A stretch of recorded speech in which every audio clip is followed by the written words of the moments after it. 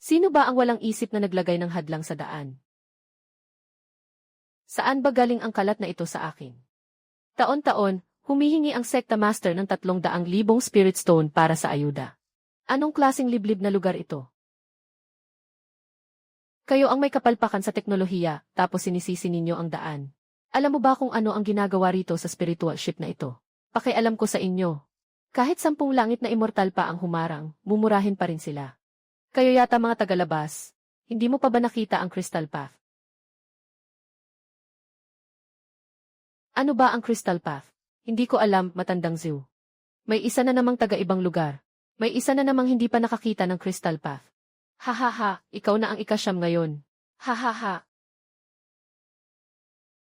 Ano yung hawak mo? Anong uri ng sandata? Sandata ba yan, binata? Nano blind blade ito. Nano. Ginagamit sa pagpapaayos ng espiritu. Hindi ito sandata, kundi isang kagamitan lang. Pang-spray ng nano-level na espiritual na butil. Ginagamit ito sa pag-aayos ng landas at pagpantay ng ibabaw. Sa inyo bang hanay, ni isang kasangkapan na gawa sa nano ay hindi pa ninyo nakita?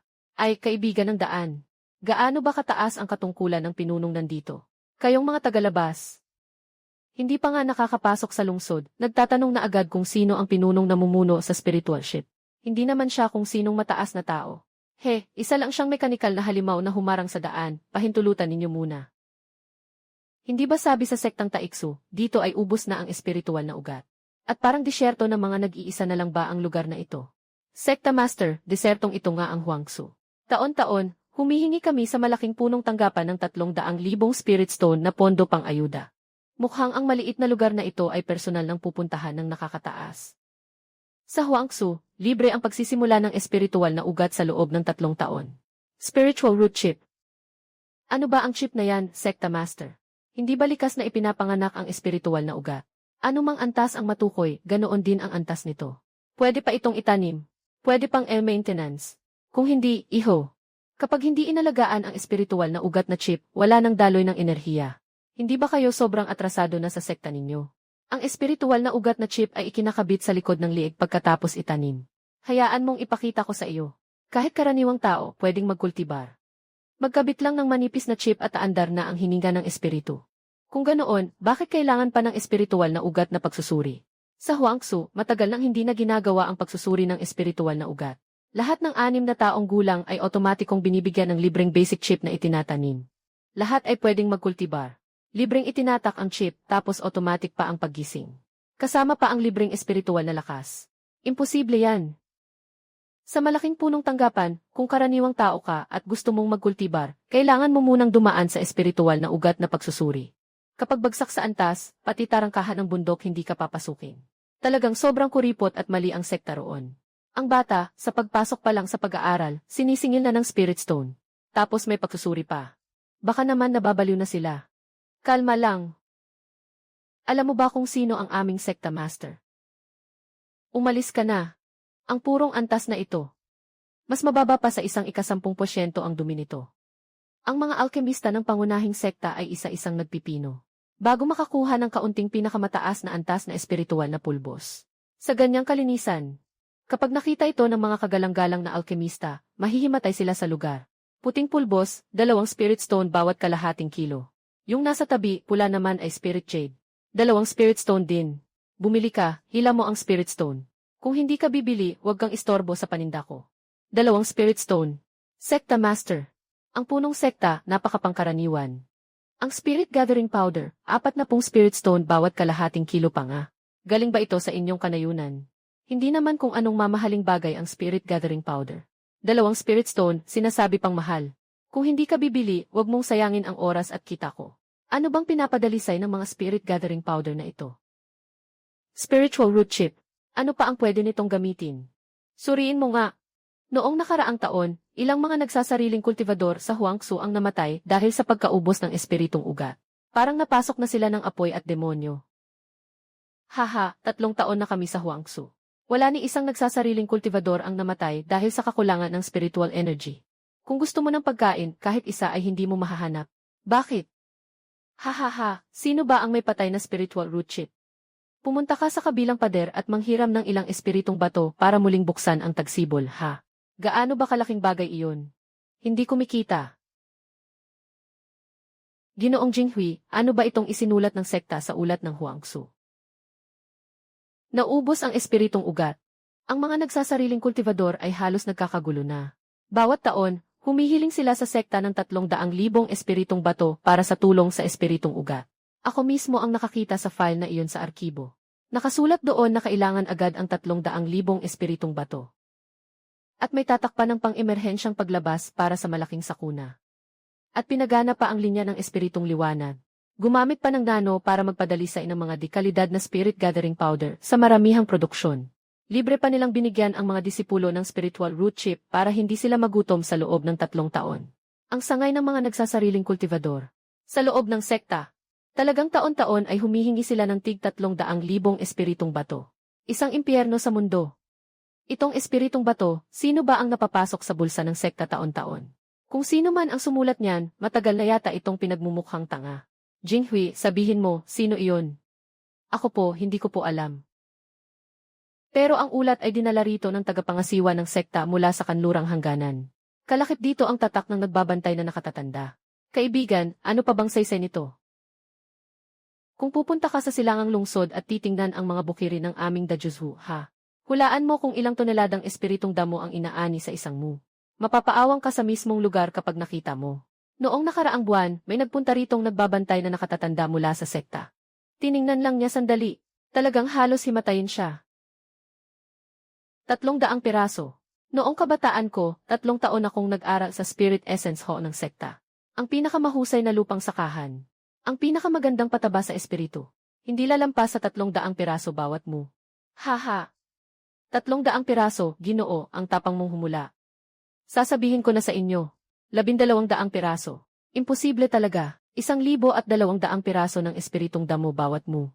Alam mo ba ang puno ng spirit essence ng ating ninuno sa loob ng 3,000 taon? Sa mga aklat, ang pinakamataas na naitala ay 350 piraso lamang. Matandang kultivador, huwag kang basta-basta maniwala sa sabi-sabi. Hindi ito bagay na pwedeng gawing biro. Ako mismo ang nakakita. Impossible. Matandang kultivador, 40 taon na akong nabubuhay sa Huangzu. Ang mga espiritong damo sa lupa, ako ang nakikitang isa-isa kong kinokolekta. 1200 piraso ang tawag nila noong nakaraang taon. Hindi kaunti. Kaibigan, kung hindi ka naniniwala, maaari kang sumama kay Luoji at puntahan natin. Anong klaseng bagay? Pulbos na bato ba o dumi ng halimaw? O may nakatagong espiritong minahan sa ilalim ng bukirin? Pataba mula sa kabute ng espiritong lupa. Sa nano na lupa, ang mga butil ng espiritong enerhiya ay hinahati-hati. Diretso sa ugat ng mga espiritong damo. Isang nano na daluyan ng espiritu. Nakalibing sa ilalim ng lupa. Tumpak na patubig. Ni patak, wala kang masasayang. Temperaturang kontrolado para sa industriya ng kagubatan. Kapag malamig, otomatikong itinataas ang init. Kapag mainit, otomatikong ibinababa ang init. Magkasamang gumagana ang tatlong iyon. Hindi mahirap na dumoble ang ani ng espiritong damo. Hindi ito dumi ng halimaw. Hindi ito tubig ng balo ng espiritu. Hindi rin ito pampainit na are ng pagtipo ng espiritu. Lahat iyan, imbensyon ng Dajuzhu. Espiritong makina na ginawa gamit ang mga espiritong mekanismo. Hindi ito mahika. Hindi ito pambihirang kayamanan mula sa langit at lupa. Kundi teknolohiya. Teknolohiya. Bagama at isang matandang monghe na ako, hindi ko rin gaanong naunawaan kung ano ang ibig sabihin ng teknolohiya. Pero sabi ng Dashu, pinapagana raw ng espiritong enerhiya ang mga aparatong nano. Pamalit sa lakas tao at mga salamangka. Ibig sabihin, sumama ka na sa matandanghan para maglibot. Mas paniniwalaan ko pa ang nakikita ng mata, kaysa sa naririnig lang ng tenga. 2. Talaga bang sasama ang Sekmaster sa matandang ito? Spiritual Light Crystal Path. Spirit Gathering Powder, 2 libra. Pure Spiritual Root Chip. Ngayon, malakas pa ang produksyon, 1,000 piraso. Saan ka naman nakakita ng kahong barya na ganyan? Mukhang dragon pool at tigre na lungga. At lahat ng ito, ni isa man ay hindi natin alam na umiiral pala. Spiritual Root Chip, Nano Brush Blade, Energy Tower Hardcore. Jinghui. Isang dragon pool at tigre na lungga. Itatambak niya ang pinakamahalaga niyang mga gamit sa gilid ng daan. Para lang makita ng mga dumaraan. At mapapatingin ang lahat sa espiritual na mga bukirin. Kahit ang mga tauhan ng Sekmaster, ni marinig man lang ay hindi pa narinig ang mga iyon. Pero pwede. Pinakita nila sa akin ang nanoplating ng Spiritual Light Crystal Path. Ang mga butil ng Spirit Gathering Powder na pinadalisay. At ang formula ng pampataba sa bukirin. Kung ako ang titingin, baka hindi ko na nga mapagkalooban ng loob na puntahan. Kailangan pa bang umalis, kaibigan? Kapag lalo pa nating pinagtagal, baka masyado nang madilim at hindi na natin makita ang lupaing taniman. Kung ganoon, hindi na ako bagay maging dakilang sekmaster. Ang pinakamagandang ani sa espiritual na bukirin ng buong sekta, 300 piraso lang kada taon. Pag binuka mo ang bibig mo, lumalabas na agad. Niloloko mo ba ako? May isa na namang galing sa sekta. Nakikita mo ba? Mukhang kapareho lang ng reaksyon ng nakaraang supervisor elder. Ang huling beses, pagkatapos niyang makita ang bukirin, naupo na lang siya sa lupa. Hindi niya halos nakabawi sa buong hapon. Hindi ko alam kung gaano pa katagal-tatagal ang taong ito. Hahaha, ang reaksyon mo ay parang sa isa ring natanggay sa bugso ng gulat. Kapag bukas ang bibig, tiyak walang mangyayari. Pero kahit ang mga pananim sa lupa, hindi mo pa nga nakikita. Sabi na nga ng dasyo namin. Mga halamang gamot, pataba para sa lupa. At mga daanan ng espiritual na bukal. Mga pampainit ng espiritual na likido. Wala ni isa ang pwedeng mawala. Ikaw na hindot, naiintindihan mo ba ang pataba para sa lupa?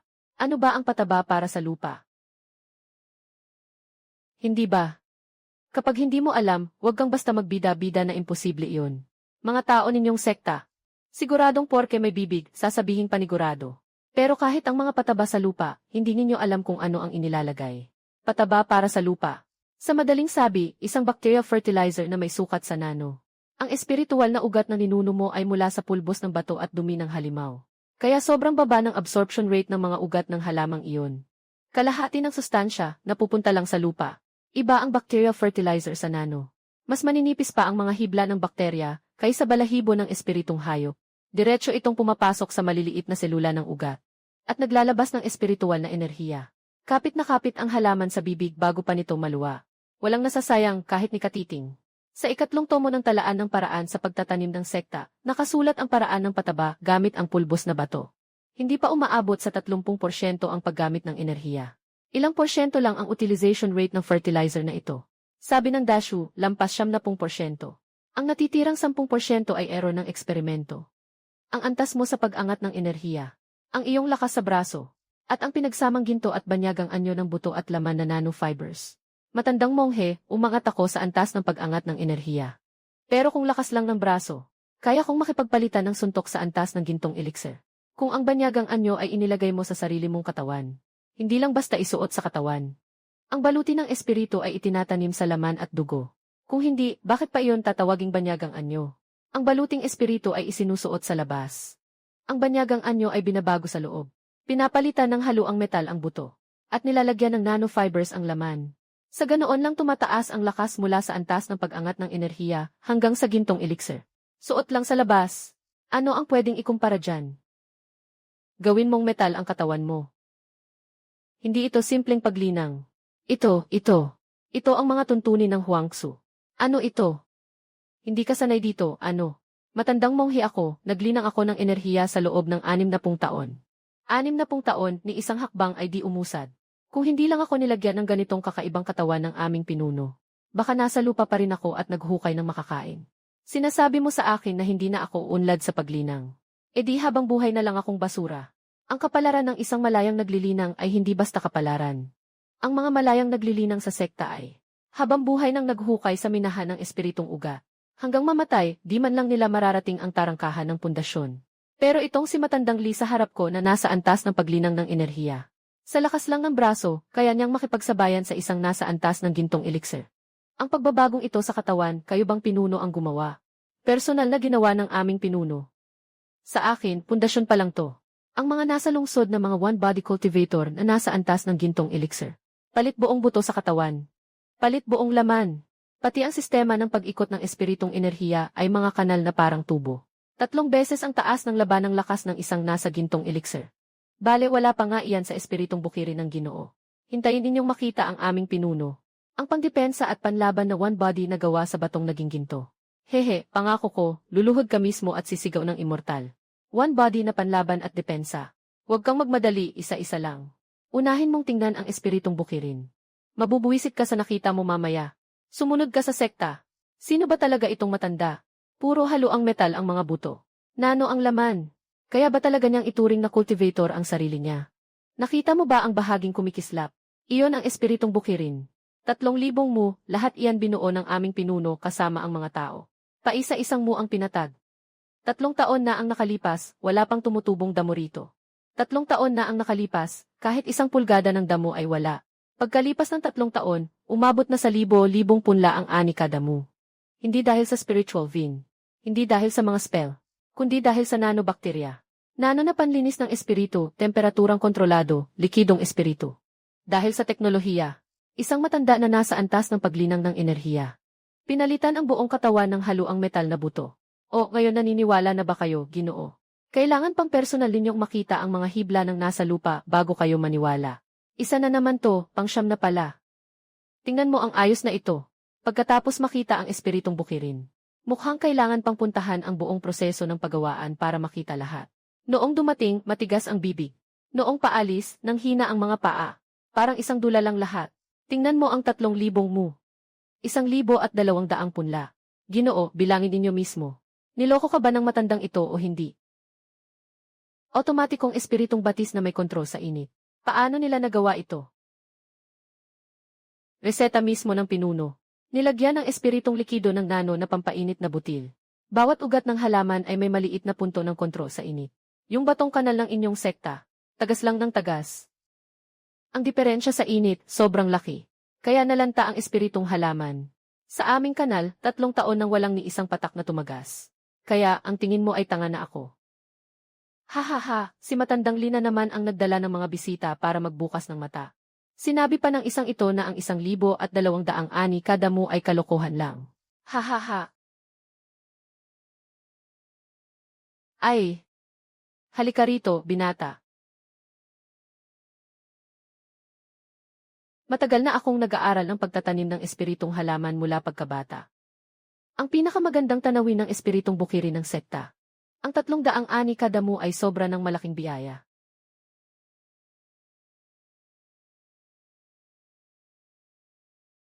₱1,200. Maliban na lang kung may nakabaon na immortal dito sa lupa. Kung hindi, ang ani sa ating huangsu ay 1,200 per mu. Nakababatang kapatid, tingnan mo itong espiritong damo. Parang tao rin. Sip-sip lang ng espiritong likido, hindi kumakain. Kaya nitong lumaki ng malusog.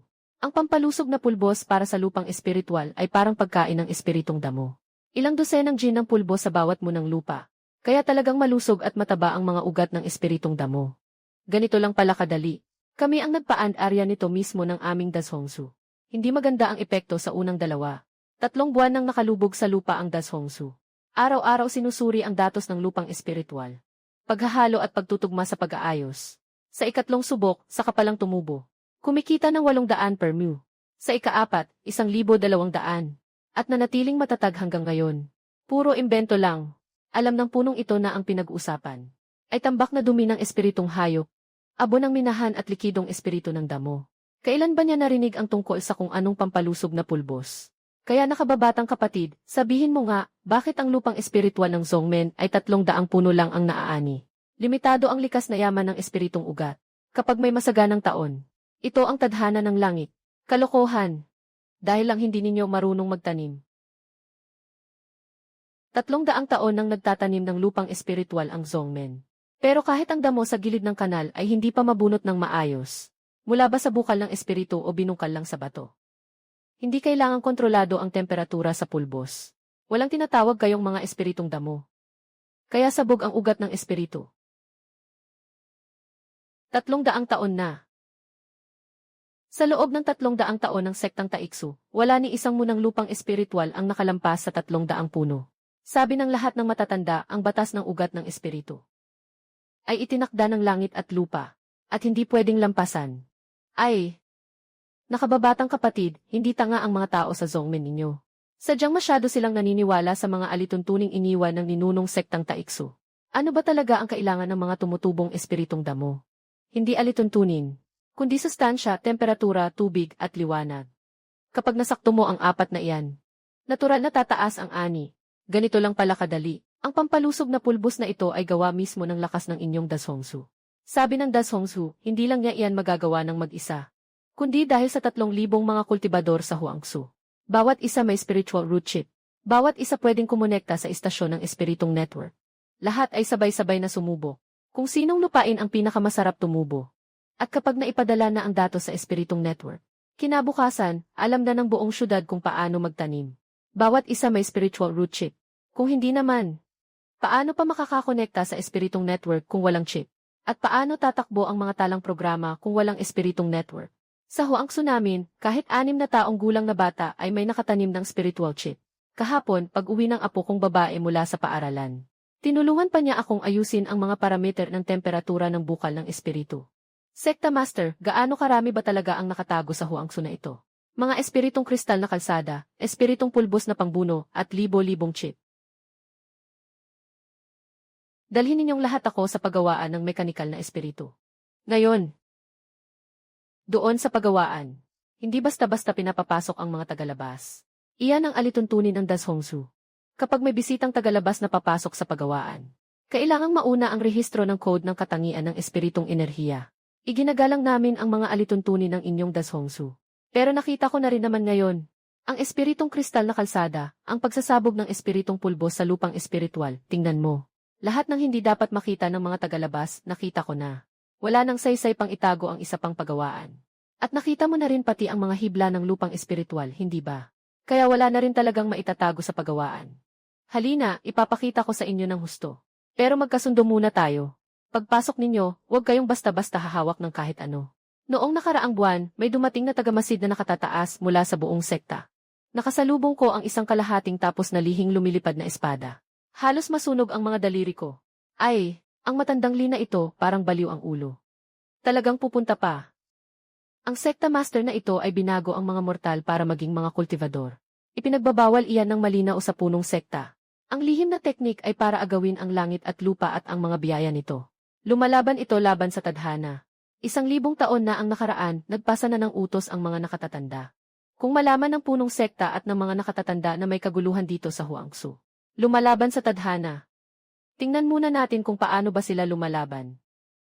Ang utos ay utos. Ngayon ay gusto ko talagang makita mismo. Pero, isara mo ang bibig mo. Sundan mo. Ang linyang ito, pang-araw-araw na batayang espiritual na ugat. 300 piraso ng chip. Sa kabila naman, linya ng produksyon ng lihing lumilipad na espada. 20 piraso sa isang araw. Yung malaking bodega doon, lugar iyon ng pagbuo at pag-aayos ng reaction stock. 2 unit ang kino-convert ngayon. 3 yang purong apoy na uri. Enerhiyang espiritual na pangsunog ng lihing pagputok. May sariling pagharang sa magulong code. Sunugin ang kumpletong sistema ng kable ng kabilang panig. Yung 5 kulog na uri. Malawakang tumaob na electromagnetic na hampas ng EMP. Espesyal na pambomba laban sa espiritual na daloy ng buhay at mga chip sa kabila. Sekta Master.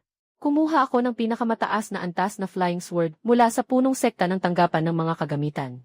300 espiritual na bato at 3 taong panahon ng paggawa. Kailangan pang ang personal na buuin ng arkong inventor na nasa antas ng Yuaning. Huwag mo nang banggitin. May isa pang uri na parang pangkat ng nanobis.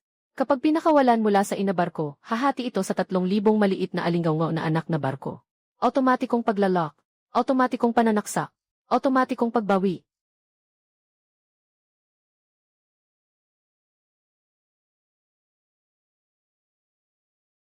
Isang pindot lang, ayos na. Automatikong pormasyon ng mga robot na nano. Automatikong pagkilala sa target. Automatikong pagpapakawala ng panawag sa hangin na pantakip na pampalakas. Kaya rin gamitin ng mga mortal. Maaari itong ilabas sa 1 segundo. Kahit kailan, kahit saan. Ito ang tawag namin sa throw-away talisman na pang-emergency. Kapag nagamit na, itatapon na. Hindi na kailangang bawiin. Hindi na kailangang i-recharge. Ang kapsulang ito, pwede bang iugnay sa fire control system ng charging cannon? Halimbawa, kapag natutukan na ng grupo ng kanyon ang target, automatikong mag-i-activate ng EMP curse. Paparalisahin muna ang depensa ng kalaban. Tapos susunod agad ang putok ng kanyon. Bubuo ng pinagsamang pag-atake. Nagawa na ng PowerShell ang magkakasunod na pagsubok. Kulang lang sa mass production. Paano mo nalaman iyan? Pagbabagong pamuok. Pagtanggal sa orihinal na pilian ng espiritual na bukirin. Pagpapalit ng mini na reaction core. Sariling siklo ng enerhiya ng espiritu. Hindi umaasa sa panlabas na espiritual na himpilan. Kasabay nito, lahat ng buto ng et ay papalitan ng espiritu na haluang metal. Ang tibay nito laban sa pagkaluma ng enerhiyang espiritu ay 20 ulit ng orihinal na buto. Puso ng horno ng kihay. Diretsong ilalagay sa katawan ng mortal. Puso ng horno ng kihay.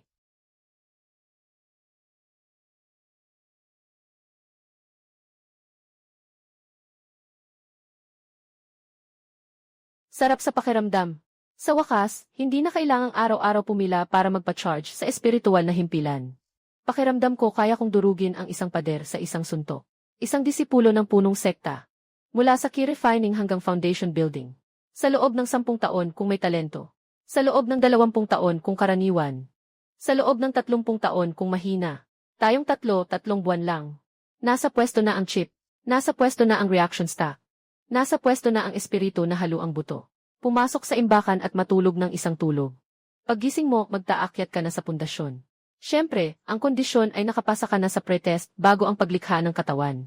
Mga 9 na tao siguro ang makakalusot. E paano naman ang golden core? 3 buwan para sa pundasyon. Gaano ba katagal ang golden core? Hihi, mas interesting ang golden core. Gusto ninyong makita? Kung maipapakalat ang teknolohiyang ito sa buong sektang Taiksu, guguho ng tuluyan ang buong ayos na mundo ng pagsasaka ng immortal. Ang golden core na ito ay may sariling core ng kalkulasyon. At may masisikip na panangga pa. Hindi lang iyan. Kaya niyang i-load ng isang kamay ang programang pang-atake ng Flying Sword na may particle acceleration. Kapag gumalaw ang kamalayang espiritual, isang bilog na 20 alindog ang sabay-sabay na sumusumpa.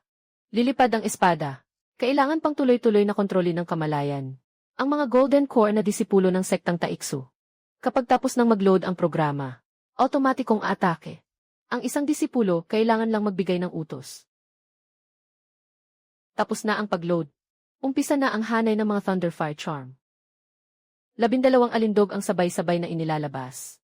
Ang mga golden core na disipulo ng sektang Taiksu ay sabay-sabay na nagpapanatili ng 3. Nasa sukdulan na. Iyan ang agwat sa kapangyarihan ng kalkulasyon. Jing Hui. Ngayon, ang antas mo ay pamantayan ng isang pundasyon sa loob ng sekta. Sabihin mo nga, gaano kalaki ang tsansa mong talunin ang taong ito? 12 alindog ang sabay-sabay na nagising. Hindi pa nga binibilang ang Flying Sword. Kahit ang sariling panangga ko, hindi ko agad maibibigay. 12 alindog. Bawat isa ay mabilis ang itatapon na nanotalisman filament. Pinapagana sa pamamagitan ng kapsula. Kapsula nga. May dala akong 100 piraso. Thunderfire na mahiwagang array na tago ang anyo. Lasso pulse. Lahat ng klase ng function meron. May automatikong pag-recharge. Ang mga golden core na disipulo ng sekta. Kapag naubos ang tunay na enerhiya, kailangan lang magtungo at magpalit. Palit lang ako ng kapsula, ayos na. Ang rehiyon ng Nasenso ay hindi pwedeng pasukin. Pribadong teritoryo iyon ng inyong dako. Kailangan ang kanyang spiritual code. Pagkilala sa iris at isang quantum na susi para sa karagdagang pag-verify. 3 ulit na verifikasyon. Pero masasabi ko sa inyo kung ano ang nasa loob. Ang pagbabago ng kamalayan ng Nasenso. Ang pag-upload sa Cloud Spirit Realm. Ay gawing napapalit na sisidlan ang laman at katawan. Sa totoo lang, ang Nasenso ay isa ng hiwalay na espiritual na anyo. Isang hiwalay na anyo. Kaya nitong sabay-sabay na kontrolin ang ilang daang armadong papel na crane. Pwedeng magpalit ng katawan. E di walang kamatayan na. Sa teorya, hanggat buhay pa ang cloud server. Iyon ay walang kamatayan. At ang pag-akyat sa Diyos. Sa pag-akyat sa Diyos, isinasantabi ang pisikal na katawan. At ginagawang daloy ng espiritual na network ang kamalayan. Naninirahan sa interstellar server. Sa istasyon ng bituin. At pwedeng maging anumang device na nakakonekta sa network. Ang pinto na ito ang huling depensa namin sa Huangsu. Kaya niyang patatagin ang enerhiyang alon na antas na Nasenso. Binabago niya ang mga batas ng pisikal na enerhiya. Tama. Ang mga nagigising na nag-aakyat sa Diyos ay sa loob ng 1,000 taon palang nakakadampi sa batas ng langit at lupa. Iyon ay dahil sa sariling pakiramdam. Sa aming Huangsu, pag-aakyat sa Diyos diretso naming tinatawag ang code sa pinakaloob ng espiritong hari. Sapat ang lakas ng kalkulasyon.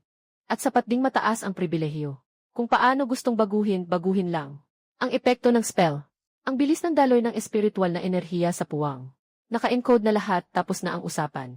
Dalhin ninyo ako ngayon mismo para makita ang inyong dako. Sekta Master, ang nag-aakyat sa Diyos na purong kaisahan na dambuhalang immortal. Sa aming sektang Taikso ang pag-aakyat sa Diyos. Baka masuka si Elder sa gitna mismo kapag narinig niya iyan. 3,000 taon ng mapait na pagsasanay para maunawaan ang Dao. Mas mabuti pang baguhin ng mga tao ang code path nila. Kung gayon, hayaan na lang silang sumuka. Pagkatapos nilang masuka, bumalik sila at mag-aral ng mabuti. Dumating ang isang bisita mula sa sektang Taikso. Medyo iba siya sa naunang 8 dumating. Yung 8 nauna, napatulala lahat pagtingin pa lang. Itong isa, pagkatapos tingnan, lalo pang uminit ang loob. Ito ang mansyon ng Dashu. Mas malamig at mas magaspang pa kaysa sa yung lungga ng disipulo ng pundasyong pagtatag ng seksang Taikso. Wala man lang pang depensa na formation sa mansyon. Sabi ng Dashu, kailangang gamitin ang espiritong bato sa talim ng sandata. Kumakain ng espiritong enerhiya ang formation ng mansyon. Mas mabuting itabi na lang iyon para sa paggamit sa spiritual root chip at sa mga palayok ng espiritong pananim. At saka, sino ba ang mga ngahas umatake sa mansyon ng Dashu? Ang buong firewall ng espiritong network ng Huangsu ay ang pinakamalaking depensa ng mansyon. Mula ngayon, huwag ninyong ibunyag ang pagkakakilanlan. Tawagin ninyong Ginoong Xiao ako. Naiintindihan? Naiintindihan po, Ginoong Xiao. Mukhang wala pang 30 ang Dashu na ito. Nas Imperial Core pa ang kanyang antas ng pagsasanay. Pero ang kanyang aura ay kasing sariwa ng bagong bukas na espiritong dagat. Malayo itong mas mataas kaysa sa karaniwang densidad ng data ng isang Imperial Core. Parang isang sanggol na espiritu. Mga kaibigang mula sa ibang sekta, pakisupo. Ginoong Shen. Mula sa Huangsu. Taon-taon, nag-ulat siya sa sektang Taikso para sa tulong na espiritong ugat. 300,000 espiritong bato. Ngayon lang naglibot ang punong ito. Napansin kong hindi yata bagay ang distrito mong ito. Bakit hindi bagay? Gumawa ng makinaryang daang liwanag, isang dekalidad na produktong pangmasa para sa pagkuha ng espiritu. Maglagay ng spiritual root chip sa mga ordinaryong tao. Magpatakbo ng lokal na distrito ng Flying Sword para sa arawan na produksyon. Sa loob ng sekta ng Taikso. Ito ay sa tindi ng pagkaubos ng espiritong ugat. Nagkakalat ang mga naglalakbay na nagbabata ng hirap.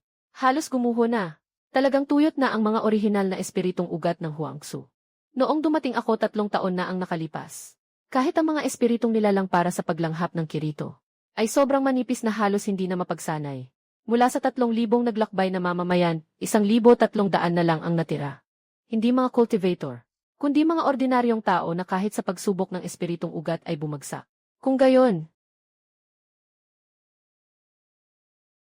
ngayon hindi umaasa ang Huangsu sa mga espiritong ugat, kundi sa sistemang ito.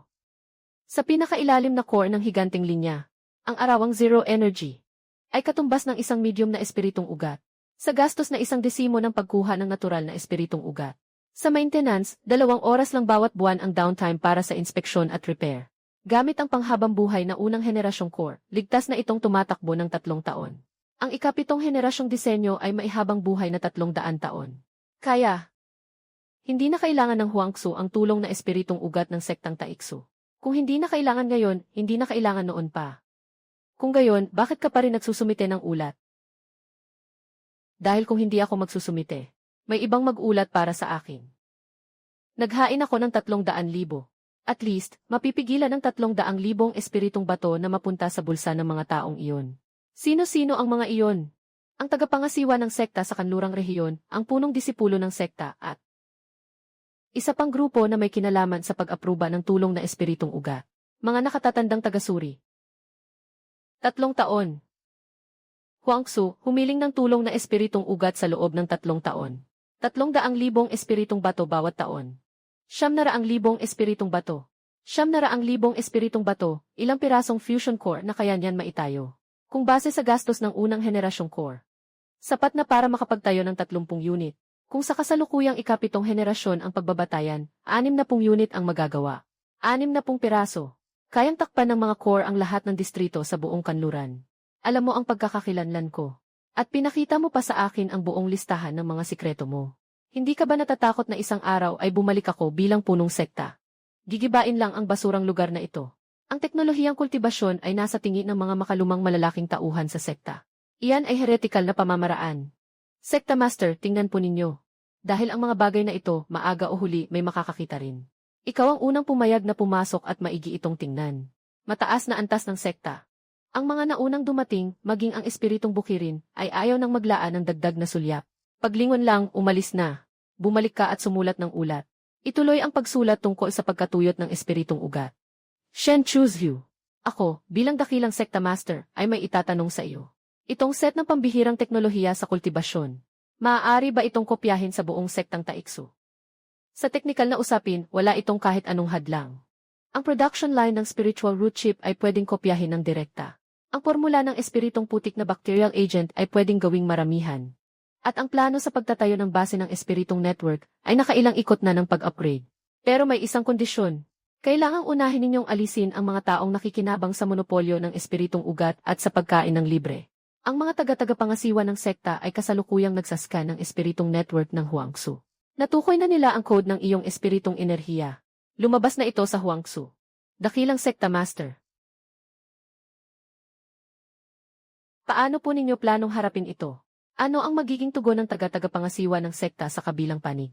Ayon sa estilo niya, baka magmadali siyang pumunta rito ngayong gabi para humingi ng tawad sa inyo. Luluhod siya sa lupa, paulit-ulit na yuyuko hanggang dumugo. Sasabihin niyang siya ay niloko ng iba.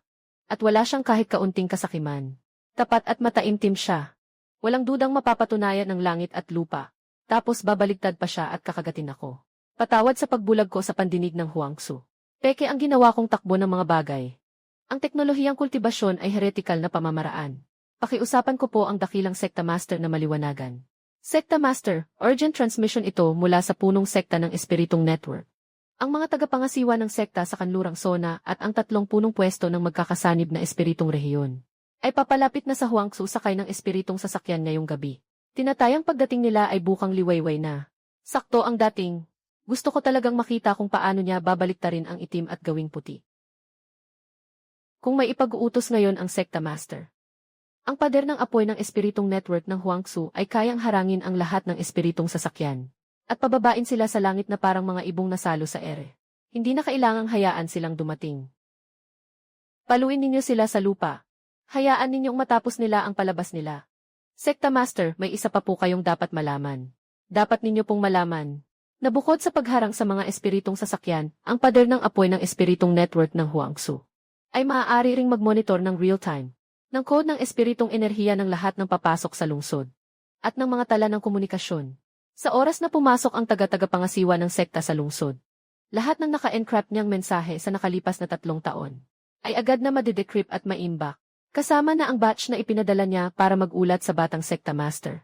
Ang ibig ninyong sabihin ay, bukas ng umaga, habang lumuluhod at bumabagtas siya sa inyo. Bawat pagkakataong kumikislap ang oras at lugar ng kanyang pandarambong ng isang espiritong bato, ay lalabas sa harap niya ng live at buong-buo ang records. Gusto niyang tumakbo sa utang. Hindi siya tataka sa data ng espiritong network. Mabuti, hihintayin ko siya. Gusto ko ngang makita kung paano niya tatakbuhan ang utang na may 3 taong record. Tagapagmasid ng sekta.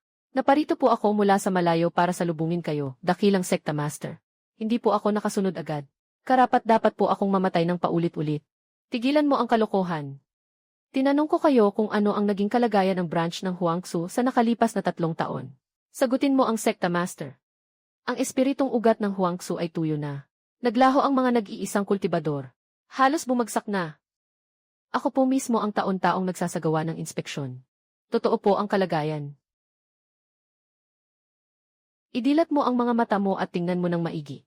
Araw-araw na produksyon ng espiritong pulbos, 3,000 jin.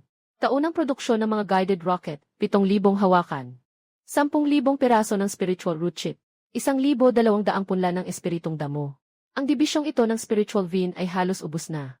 Noong nakaraang taon, 4.2 milyon na spiritual stones ang pumasok sa kaban. At ikaw, ang hayop na ito. Taon-taon mo siyang nirerekomenda sa sekta para sa 300,000 spiritual stones na ayuda. Sa loob ng 3 taon, 900,000 spiritual stones ang napunta sa bulsa nino. Ang nasasakupan ko ay sumusunod lang sa dating ulat ng sekta taon-taon. Ganito na ang sinusulat ng taunang ulat ng Huangsu sa mga nakaraang taon. Hindi ako makatarungan na inaapi. Ulat batay sa halimbawa. Sa loob ng ilang dekada. Sa ulat batay sa halimbawa, tinakpan niya. Sa ulat batay sa halimbawa, kinamkam niya ang pera. Sa ulat batay sa halimbawa, ginawa niyang tanga ang punong ito. Kayo sa ulat batay sa halimbawa, ang galing ninyong gamitin ang 2 salitang iyan. Talagang malinis at walang bahid ha. Gusto kong makita mismo ng punong ito. Itong dalawang salita sa ulat batay sa halimbawa. Kung kaya ninyong iligtas ang ilan pang Golden Core, tingnan natin. Siya ba ang dakilang punong sekta? Si Shen Shu siya, ang nakamaskarang tunay na mukha sa likod ng pakitang tao. Nililin lang niya ang buong sekta. Sa loob ng 3 taong ito, ni minsan hindi niya iniulat ang totoong sitwasyon sa Huangsu. Nililihim lang siya ng nasasakupan ko. Malinaw na nakikita ng sekta. Sinasabi mong taon-taon kang nag-iinspeksyon sa rehiyon ng Huangsu. Pero lagi mong sinasabing ubos na ang spiritual vein. Dahil hindi sinabi sa inyo ni Shen Shu ang tunay na sitwasyon sa Huangsu. Itong isang dibisyong Golden Core niya. Hinaharang siya at hindi pinapayagang tingnan ng Yuan Infant na tagapangasiwa ang mga espiritual na bukirin. Nakikilala kita.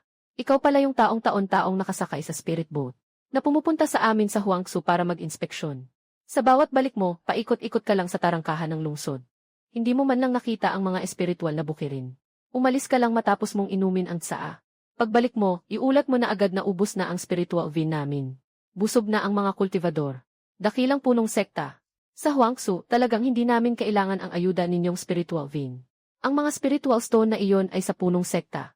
Iyon ay dugo at pawis ng 3,000 disipulo sa dibisyong ito. Taon-taon siyang dumadakma para angkinin ang spiritual stones na iyon mula sa amin. Pero ni isang piraso, wala kaming nakita. Wala siyang binigay kahit isa sa amin. Ni isa, wala.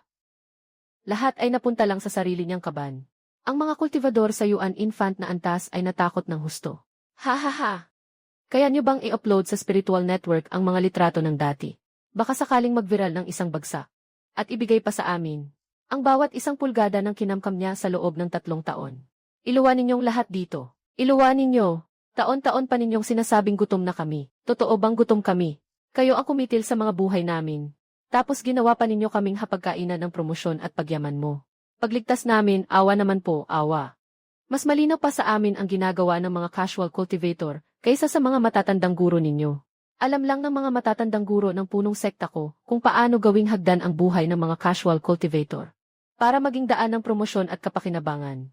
At maging tubo ng kanilang mga lihim na bulsa. May tao, matandang Li, sa Huangsu, ilan ba talaga ang mga casual cultivator ninyo? 3,000 at ilang dosena. Orihinal, 1,300. Sa mga nakaraang taon ng pagpapabuti ng lahat dito ni Xushu. Marami na ang bumalik. 3,000 casual cultivator sa Huangsu ang taon-taong nirerehistro bilang casual cultivator. Ang 300,000 spiritual stones na ayuda para sa Huangsu bawat taon ay parang nawala na lang sa hangin. Pero ni isa, walang pumasok. Hindi mo kinakamkam ang spiritual stones. Ang kinakamkam mo ay ang buhay ng 3,000 casual cultivator. Bigyan ninyo sila ng spiritual root chip. Ang mga spiritual stone para sa pagtatayo ng base ng spiritual net ay kinamkam mo rin. Ang tagapangasiwa ng sekta ay sakim at walang kabusugan. Nililihim niya ang punong sekta. Kinakain ang mga espiritual na ayuda. Tanggal sa tungkulin at ikulong sa kulungan ng espiritu. Samsaman ng ari-arian at habulin para singilin. Ang pinuno ng panlabas na pagbabantay sa West Region ay nakipagsabwatan sa nakababatang punong sekta. Mga lumang bakas ng sakim sa spiritual vein. Punitin ang mga simbolo ng hukbo. Paligiran at patayin ang mga tapat. Suriin at pugutan ang natitirang mga karaniwang dibisyon. Itago ang mga sakim sa espiritual. Mahigpit na investigasyon. Walang awa. 70,000 espiritong bato para sa tulong. Maging ang kapital na puhunan at tubo, isa-isang hinahablot sa kanila. Hindi lang iyan, binibigyan pa ng Huangsu ang mga nagkakalat na tagapagsanay. Dakilang sekta master, napakalinaw po. Shen Shu. Ang mga parasitong ito.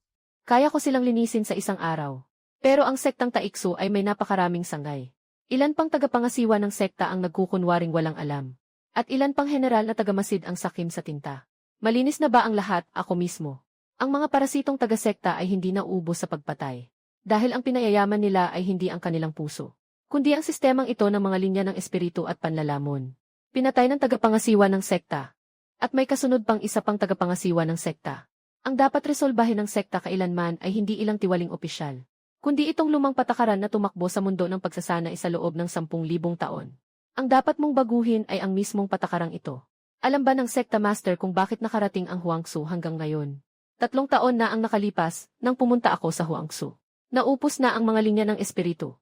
Pero may 1,300 karaniwang tao. Nakagawa na ng pagsusuri sa espiritong ugat. Hindi dahil wala silang espiritong ugat, kundi masyadong mababa ang antas. Hindi sila pinapansin ng sekta master. Ayon sa pamantayan ng sekta master, Habang buhay na silang huwag ng mangarap magpalago. 1,300 espiritong tagapagsanay. Ang karaniwang magagamit na enerhiya araw-araw ay halos zero. Nilagyan ko sila ng panimulang espiritong ugat na chip. Hindi liks na espiritong ugat, kundi nano na zero fall na micro-induction at reaction stack. Gasto sa isa, 20 espiritong bato. 20 espiritong bato lang, magagawa ng gawing tagapagsanay sa paghinga ang isang karaniwang tao na hindi makapagsanay. Gawing tagapagsanay sa paghinga. 20 espiritong bato lang ang kailangan para baguhin ang isang tagapagsanay. Sa pagtuturo ng Sekta Master, isang nakatagong disipulo ng pag-iwas sa hininga. Mula sa pagsusuri ng espiritong ugat hanggang sa pagsasanay sa pagpasok sa sekta. Bawat isa ay kumokonsumo ng 3,000 espiritong bato. Isang agwat na 150 ulit. Sa 3 taon sa Huangsu, 1,300 tao ang nabago. Sila ang mga tagapagsanay ng Huangsu. Mga manggagawa sa espiritong makina, mga espiritong tekniko, mga inhinyerong pang-espiritong lambat. Lahat ng nasa paaralan ng paggising ng espiritong ugat. Liwanag ng espiritu sa pagdaan ng daan ng kristal na nakakamit hanggang sa nagiging ubod ng nano na kapangyarihan ng anting-anting. Sila ang gumawa niyan. Hindi ako. Alam mo ba kung gaano kapanganib ang daang ito? Ang tradisyonal na sistemang pangpagsasanay ng sekta sa loob ng 10,000 taon. Ang pundasyon ng mga pamilyang mailinya ng espiritu ay bubunutin pati ugat ng mga rebeldeng mananaliksi. Lahat ng umaasa sa linya ng espiritu para mabuhay ay darating para patayin ka. Alam ko. Kaya nga binalaan na ako noon pa ng batang Sekta Master. Alam ng batang Sekta Master. Hindi lang alam. Gusto pa niyang ipasa ko sa kanya ang buong hanay ng teknolohiya. Kasama ang disenyo ng chip ng espiritong ugat at ang mga blueprint ng pagbabago ng ubod ng reaktor. Formula ng kapsula ng pulbos na pamipo ng espiritu. Hindi ko iyon ibinigay. Kampi niya ang mga tauhan sa ilalim niya. 3 nakamaskarang dalubhasang Yuanying. Gamit ang personal na itinuro ng batang Sekta Master na 3 malayang apoy na tunay na sunog. Kung hindi dahil sa pagsabog ng ubod ng reaktor na may estilo ng kapsula, at sa fiksi na pagyanig na nalikha noon. Nabasag nito ang kanilang katawan na iba ang anyo. Hindi na aabot ang buhay ko hanggang ngayon. Ang tunay na apoy na antas ng pagiging Diyos. Tanging mga tagapagsanay sa taas ng Yuanying ang makakapagpalaya. Nang natitirang espiritong lakas sa loob ng mga liyab. Sobrang pamilyar ko niyan. Iyon ang natatanging paraan na ako mismo ang nagturo. Ayokong ibigay ang teknolohiya. Kinabukasan ng gabi. 3 nakamaskarang dalubhasang Yuanying ang sumalakay sa mansyon ng daong master. Lumampas sa pader na panlaban sa apoy ng pang-espiritong lambat. Pumasok sila mula sa bentilasyon. Naharang ako sa silid ng pagsasanay. Nalusaw ang 3 hininga ng depensa bago pa man masunog ang butas. Sakto at sinusubukan ko noon ang unang bersyon ng enerhiya. Mabagsik na stack ng reaksyon. Hindi matatag ang estilo ng kapsula. Sumabog na. Inabot ng pagsabog ang buong mansyon ng tanggapan dahil sa FE na likha nito. Nayanig at nagiba ang mga kakaibang katawan at bakal na balangkas ng 3 nakamaskara. Mabuti at may saysay din ang mga tao ng bataang sekta. Ayaw niyang baguhin mismo ang sarili niya. Pero alam niya ang takot na dulot ng teknolohiya ng pag-aaral ng immortalidad sa arena. Spiritual root chip para sa pagsasanay ng nasenso. Dagdag na marka ng kalamnan at buto na may espiritu. 3 ulit ang itataas ng laban ng lakas. May nakahanap siya ng mga handang ipagbili ang buhay nila para sa kanya. Bibigyan niya sila ng panimulang katawan. Bumuo ng pangahas na pangkat ng pagpatay. Espesyal na nililinis ang mga tulad ko na hindi sumusunod. Ang iyong punong alagad, 3 taon na ang nakaraan pa lang, ay nakapwesto na. Hindi niya kayo hinayaang malaman ang totoong nangyayari sa Huangsu. Sapagkat kapag nalaman ninyo iyon, guguho ang plano niya. Hihintayin niya na makalipad kayo sa pagangat ng antas. Tapos gagamitin ang teknolohiyang pag-aaral ng immortalidad para baguhin ang Taiksusek. Sa oras na iyon, siya na ang bagong pinuno ng mundo ng pagsasanay. Ang kamay na aral ng tunay na apoy at espada na nagpapalipad ng espiritong formation, ay ibubuhos niya ng buong laki. 35 taon ng ugnayan ng guro at alagad. Hindi niya sinabi sa inyo. Plano niyang magpalit ng pamumuno pagkalipad ninyo pataas. Nais niyang masira ang kanyang imahe. Pinagpaguran niyang palakihin ang alagad sa loob ng 35 taon para lang maging ganito. May pananagutan din ako. 35 taon na ang nakaraan. Unang beses ko siyang nakita sa lugar ng pagsusuri ng espiritong uga. 6 na taong gulang. Ang espiritong ugat niya ay perpektong marka. Ako mismo ang tumanggap sa kanya bilang personal na alagad. Ako ang nagturo sa kanya ng mano-mano. Mula sa paghubak ng hininga hanggang sa nascent soul. Bawat hakbang. Lagi akong nasa tabi niya. Akala ko noon. Ang pinakamahalagang ituro sa mga alagad ay ang mga kasanayan at ang puso ng daan. Ngayon ko lang naunawaan na. Ang pinakakritikal ay turuan siya kung paano maging tao. Hindi ko siya naituro ng maayos. Noong 35 taon na ang nakaraan, dapat ko na siyang naturuan. Ang buhay ng isang naglalakbay mag-isa ay buhay din. Bukas, iuwi kita sa punong sekta. Ipapaalam ko sa mga matanda ng buong bulwagan kung gaano ba talaga kalala ang dukhang mansyon na ito. Sumusunod po ang inyong lingkod. Pangdepensa ng mekanikong kaharian sa Huangsu. Handa na po ang buong plano ng demonstrasyon ng teknolohiya. Sample ng espiritong ugat na modelo ng malaking nagbabagong ubod. On the spot na demo ng Nano Charm Array. Bago bumalik ang Sekta Master sa punong sekta, may isang bagay po kayong dapat malaman. Ang dalawang naisaloob na lihim na mensahe 2 oras na ang nakaraan, ay ang utos ng bataang Sekta Master para sa mga nakatatanda ng mga sekta sa kanlurang hangganan. Ginamit namin ang quantum breaker ng espiritong network para buksan ang ika-6 na antas ng encryption. Bago namin nabasa ang orihinal na teksto, at pinayagan ng mga nakatatanda ng sekta ang walang pag-aalis. Dapat nang mamatay ang lumang batas. Mangyaring magpadala ng hukbo para palibutan ang Huangsu. Kapag hinarang kayo ng guro sa lungsod, at nadakip siya, pagkatapos nito, ang mga espiritong ugat ng kanlurang hangganan ay mapapailalim na sa pamamahala ng mga nakatatanda ng sekta. Ang lakas ng loob ng batang iyon. Tumaya siyang haharangin ninyo, at mamamatay siya sa gitna ng kaguluhan ng hukbo. Sa gayon, magiging lehitimo ang paghalili niya bilang sekta master. Tapos ipapasa niya sa akin ang pagkamatay ninyo. Kaya payo ko, umalis na kayo ngayong gabi. Ang firewall ng Huangsu Spirit Net ay may kakayahan ng maging kanyon. Kayang salagin ang 50,000 mga kultivador. Pero sa panig ng punong sekta, hindi na kailangang.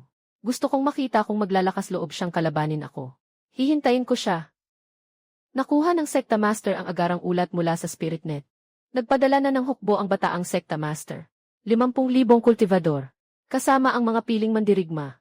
Ang bata ay panatag na pawang sinasend soul. Todo bilis. Tinatayang makararating ang hukbo sa Huangyu matapos ang 2 oras na lakbay. Mukhang kaya ng mansyon ng Huangsu na salagin ang ilang libo. Kaya naman nating lumaban.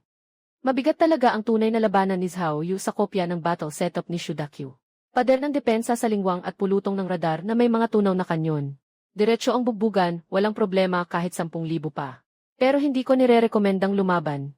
Mga tauhan ng maliit na sekta master. Lahat galing sa iba't ibang sangay ng sektang Taiksu.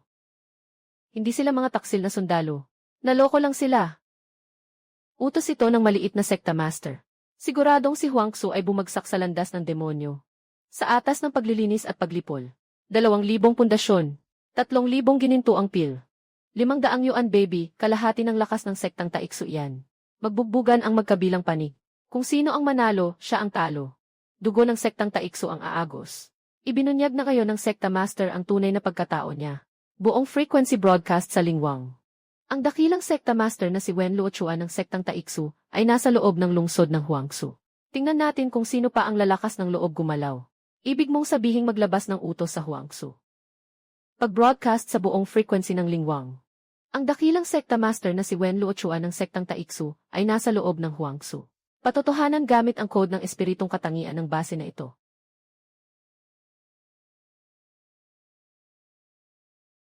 Ihinto ninyo lahat, itigil agad. Itigil agad. General. Tunay at wasto ang code ng espiritong katangian ng dakilang sekta master. Ito ang pinakamataas na antas ng beripikasyon. Walang makakapeke nito. Sabi ng maliit na sekta master. Bumagsak si Huangsu sa landas ng demonyo. Iulat na naagaw na ang dakilang sekta master. Naglabas ang dakilang sekta master ng lehitimong code ng espiritong katangian sa lungsod ng demonyo. Broadcast. Ang utos na natanggap namin, General. Talagang paglilinis ba ng landas ng demonyo? O pandaraya lang ng hukbo? Iparating ang utos. Lahat ng hukbo manatili sa pwesto at maghintay ng atas. Kung wala ang utos ko, walang sinuman ang pwedeng sumulong kahit isang hakbang. Mga latak na walang silbi. 50,000 elite natigilan sa isang broadcast at hindi makagalaw. Ang code ng espiritong katangian ng maliit na sekta master at ng dakilang sekta master. Ang broadcast ang pinakamataas na antas ng otoridad. Walang mga sumuway. Pero iyan mismo ang dakilang sekta master. Kung gayon, hayaan siyang mamatay sa Huangsu. Mamatay siya sa kamay ng mga tao ng landas ng demonyo. Ipaalam sa kanlurang rehiyon. Mga nakatatandang elder ng sekta. Sabihin na naagaw na ang dakilang sekta master ng mga demonyong hukbo. Hindi malinaw kung buhay pa o patay na. Humiling sa sekta na agad magpadala ng tulong na hukbo. Mabilis pero maliit na sekta master. Ito ay malinaw na panlilin lang. Kapag nabisto ito, pag namatay siya, Ako rin ang sumulat ng record na ito ng kasaysayan. Naiintindihan mo ba? Ano ang gagawin niya sa susunod? Base sa pagkaunawa ko sa kanya. Sa pangalan ng mga nakatatandang elder ng kanlurang rehiyon, magpapasimula sila ng hukbo. Sasabihin nilang ang kanyang guro ay kinubkob ng mga demonyo. Pakiusap, Sekta Master, iligtas po ninyo siya. Nasa kamay ng mga elder ng Sektang Xion ang 200,000 cultivator, namamanang espiritong ugat, at ilang libong private army na inalagaan sa loob ng ilang libong taon. Dagdag pa ang iba pang mayayamang pamilya. Ang kabuang lakas nila ay hindi lalampas sa 250,000. Sekta Master, may isa akong kahilingan. Hintayin po ninyo silang magpasimula. 200,000, isang bagsakan. Sagutin ang pulutong ng Spirit Gatherer ng mga kanyon ng Huangsu.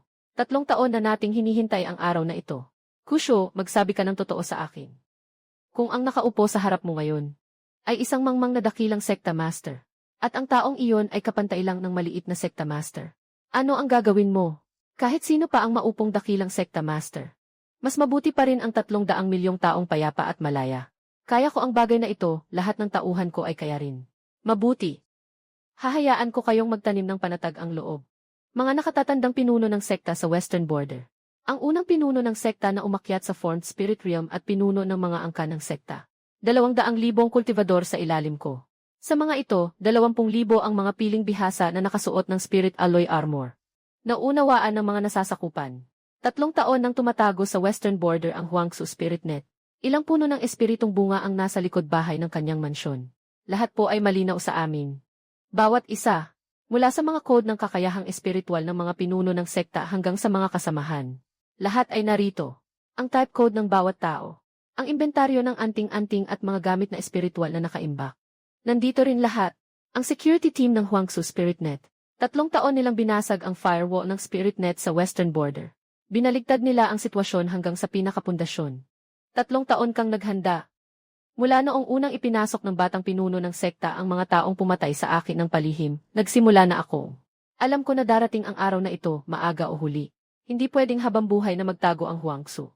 Kailangang magkaroon ng labanan para makita ng buong mundo ng kultibasyon ang tunay na kalagayan. Ano ang subversion ng kultibasyon? Ano naman ang tradisyonal na kultibasyon, Sekta Master? Ang mga susunod na mangyayari. Maaaring baguhin ang lahat ng alam ninyo tungkol sa mundo ng kultibasyon. Ang Huangsu Defense System kapag naka-full firepower.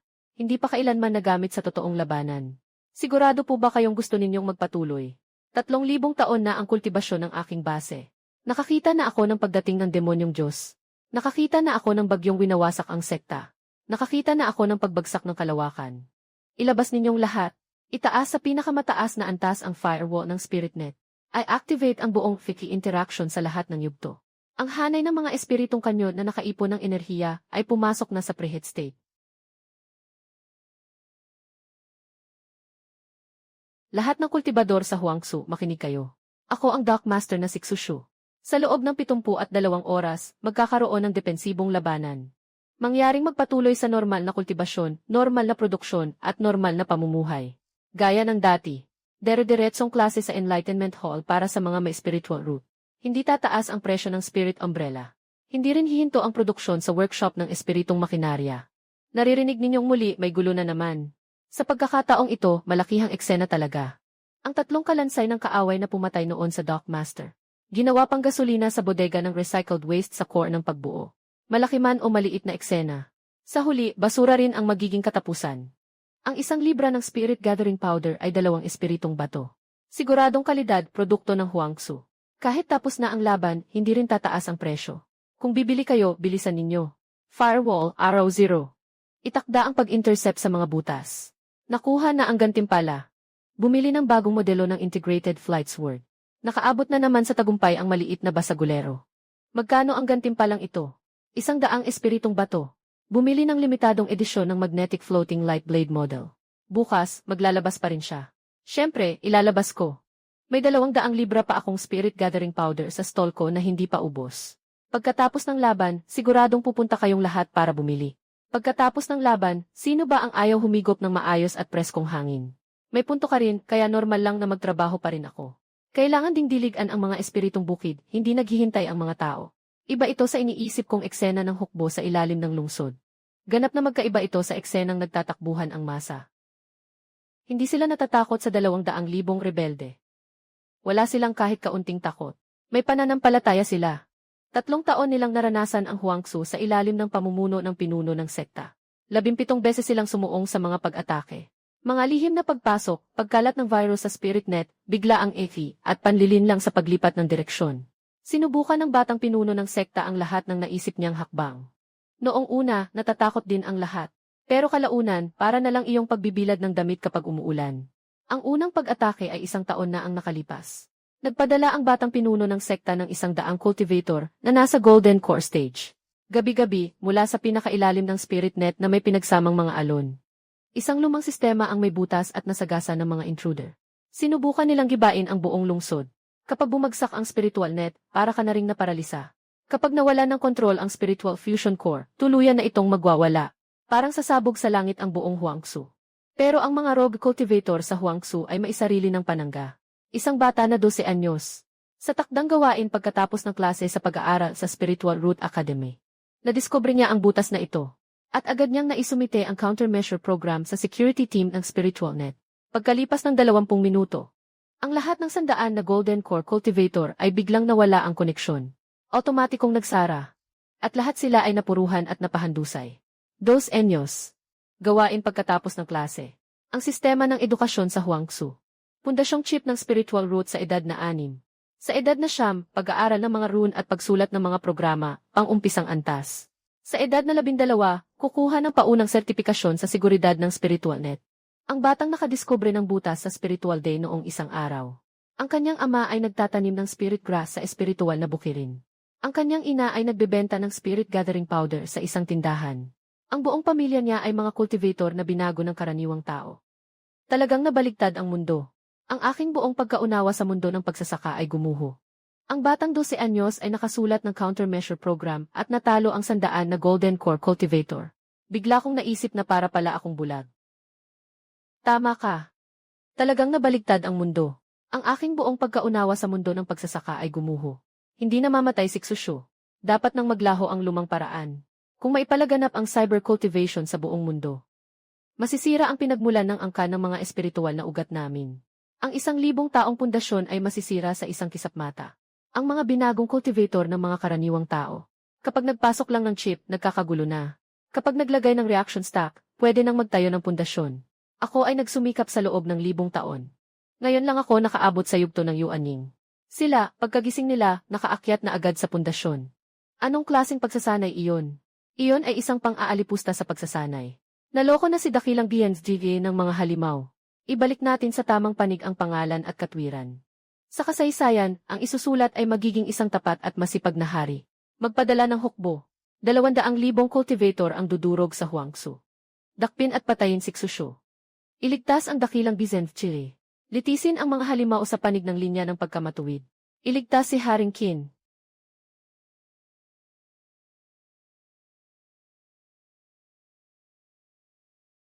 Kasunduan sa depensa ng Huangzu. Pagsisimula ng pinakamataas na antas na buong sistema.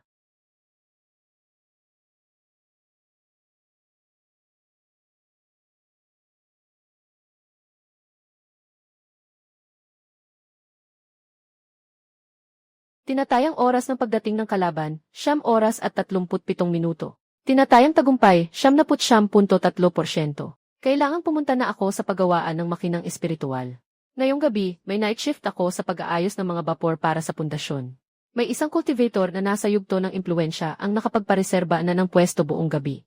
Ang pagbabago ng sandata ay gagawin ayon sa schedule. Trabaho ko ang shift ko. Sila ang magbabayad ng sarili nilang pinsala. 3 taon ng ganap na otomatiko ang depensa ng Huangzu. Hindi na kailangan ang mga gamit ko. Ako na mismo ang tatayo sa pader ng lungsod at magpapakitang gilas. Punong kahoy, ikaw na halimaw, nililinlang mo ang dakilang Giense. Paglapastangan sa mga batas na ninuno at pundasyon. Ginamit ang masamang teknik para baguhin ang katawan ng karaniwang tao. Ang kahihiyan ng pagkakakilanlan ay ilalabas mismo sa lungsod. Iiwan ko sa iyo ang buong angkan. Kung hindi, 200,000 hukbo ang dudurog sa Huangzu. Isa mang buhay walang matitira. Patayin! Sa wakas, dumating na rin. Mga nakatatanda ng sekta. Ang 200,000 sundalo mo ay isinugal mo ang buhay para lang sa kanila. Huling pakiusap ko. Kung magpapaatras ka ng hukbo, tanging ikaw lang ang maaari kong sisihin. Ang espiritual na ugat ng angkan mo ay ibabalik sa sekta. Walang kasamang masasangkot ang mga mamamayan. Pakawalan ninyo sila. Maging ang maliit na pangalawang Panginoon ng Golden Core ay nakikipagtawaran pa sa akin, ayos. Mga kapatid, salakayin ang lungsod. Durugin ang Huangsu. Ang mga makinang espiritual sa loob ng lungsod ay sa inyo na. Patayin. Nagsisimula na ang dugo at malamig na hydrogen. Umatayog ang tumutugong enerhiya at yumanig ang buong lugar.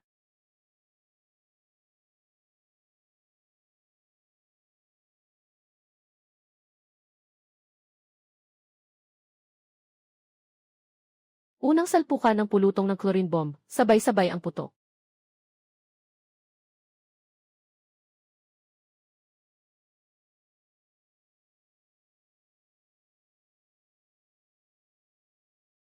Kumilos na ang pangkat ng nanobi at ang kumpol ng espada.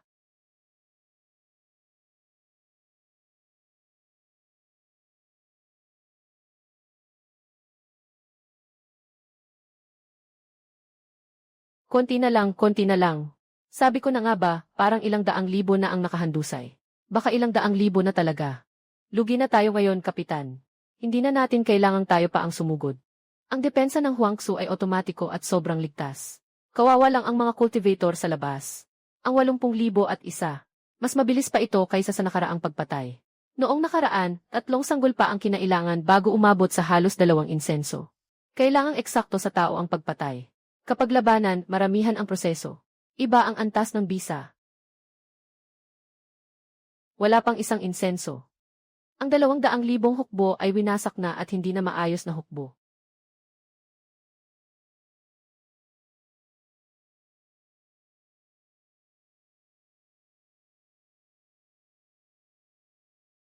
Punyeta, umatras na kayo. Nasa lungsod natin ang dakilang Sectmaster. Naloko kayo at nauto lang kayo dito. Ang batang Panginoon ang tunay na rebelde. Si Dasyo lang ang kinikilala namin. Ang dakilang Sectmaster lang ang kinikilala namin. Hindi namin kinikilala ang grupo ninyo ng mga nag-udyok ng armadong kaguluhan. Kung may lakas ka, lumapit ka. Tingnan natin kung hindi kita isang putok lang ay mapapauwi ko sa Western Region. Kakalipas lang ng isang sabay-sabay na putok. Nawala agad ang kalahati ng isang kampo. Putsa, umatras. Umatras ang buong hukbo. Isumpa ko pa ang buong buhay ko. Ang 200,000 cultivator ay nagsipagkawatak-watak sa iisang iglap. Sa loob lang ng isang sandali. Mahika ito, totoong mahika. 20,000 cultivator ng sekta ko ay kaya kong durugin sa loob ng Huangsu. Paano matatalo ng isang maliit na lugar ang isang malaking hukbo? Paano nga naman? Mga nakatatanda ng sekta, hindi ito mahika. Ang natatalo ninyo ay hindi ang lugar na ito. Ang tinalo ninyo ay ang panahong ito na nagbabago ang mundo. Kayong mga kapit sa espiritong ugat at ayaw bumitaw. Mula nang tumapak kayo sa Western Region. Natalo na kayo. Hindi kayo ang tinalo. Kundi ang panahong iyon. 3,000 taon ng digmaan ng panahong iyon. Mula sa Jindan hanggang Huashen. Mula isang lahi hanggang sa pagiging Panginoon ng isang rehiyon. Sa huli, 2 salita lang ang natalo sa panahong iyon. Tapos na ang panahon ninyo. Kakapasimula pa lang ng kanila. 200,000 sa isang sandali. 3/10 lang ng apoy ang nagamit ng Huangsu. Hindi na naipakawala ang 2 bugso ng putok ng kanyon. Ang kumpol ng nanobi at ang kumpol ng espada. Hindi na naipakawala ang 3 alon. Kung binuksan ng todo. Sa kalahating sandali lang tapos na ang labanan. Kung nais mong maghimagsi, matagal lang sa iyo ang mundong ito ng pagsasanay ng Diyosa. Kung may ganito kang lakas, wala akong interes na maghimagsi. Marami nang mamamatay. Binabago ko ang mga ordinaryong tao na iyon. Hindi para ipadala sila sa labanan, kundi para mabuhay sila ng maayos. Sila ay mga disipulo ng Taiksuset. Mga karaniwang cultivator na nalinlang. Pakiutos na huwag silang patayin. Mga sugatan, gamutin. Ang pinuno ng angka ng mga kaaway ay ikinulong sa kulungan ng espiritu. Narinig kong bumagsak na. Tulungan ninyo kami. Narito kami para patayin kayo. Kayo rin ay mga disipulo ng Taiksuset. Sapat na ang magpatayan tayo mismo. Hindi namin kayo sasagipin para panoorin lang kayong mamatay. Sabi ng batang Sectmaster, kayo raw ay mga alagad ng masamang daan. Sabi rin niyang ang mga malayang cultivator sa Huangsu ay mga tao-tauhang kontrolado ng masamang sining. Mukha ba akong isang tao-tauhang kontrolado ng masamang sining? Sabi ng batang Sectmaster, kayo raw sa Huangsu ay gumagawa ng masamang sining. Ginagamit ang buhay ng mga karaniwang tao bilang handog para palakasin ang demonyong nagbabagong ugat. Umuwi ka at sabihin mo sa mga tao ninyo sa kabilang kampo. Ang gasolina para sa pangunahing core ng Huangsu ay enerhiya na katumbas ng mga elektron. Kung hindi susunugin ang mga tao, hindi rin sila maghulog ng buhay. Kung hindi ka naniniwala, puntahan mo na lang at silipin sa susunod. Bukas ang araw ng pagbubukas, bawat buwan ay sa 15. Ako na ang magpapaliwanag. 3 taon na kaming hindi nangangahas lumapit sa Huangsu. Sinasabi ninyong kumakain kayo ng tao. Sabi nila, sinumang pumasok ay agad nagiging pinahusay na zombie. Luma na palang lahat ng iyon at pawang peke. Hindi ito kasalanan ninyo. Ang mga nadaya ay pawang mabubuting tao. Ang masasamang tao, hindi basta naloloko. Lahat iyan ay imbento lang nila sa sarili nila. Itong beses ni Xushu, tapos na. Malaki ang pinsala sa enerhiya ng sektang Taiksu. 200,000 kultivador, halos kalahati ay mga piling tao ng ating sekta. Nanalo nga tayo, pero ang sakit ng tama sa puso. Kaya mas dapat itong bantayan. Ngayon, hinihila na ang mga sandata ng anak ng sekta mula sa ugat. Naubos na ang tagapangasiwa ng sekta at ipinasok sa kulungan. Ngayon ay ipinapatupad ang mode ng Huangsu. Pinakamababa ang sagabal. Ito ang pinakamagandang window ng oportunidad. Ang ibig mong sabihin, samantalahin bago pa makarecover ang lahat. Habang nasa gitna pa sila ng pagkabigla. Habang hindi pa sila nakakabuo ng panibagong pagtutol. Samantalahin ang sugatang mga rebelde. Bumalik at sabihin sa iba pang mga departamento. Ano bang tindi ng lakas ng higanting kanyo ng Huangsu? At paano sila ililigtas ng medikal na sipi? Unang hakbang, magtayo ng network base sa lahat ng sanggay. Ikalawang hakbang, libreng pamamahagi ng mga chip ng ugat espiritu. Ikatlong hakbang, pagpapalaganap ng gamot sa bukid na espiritu.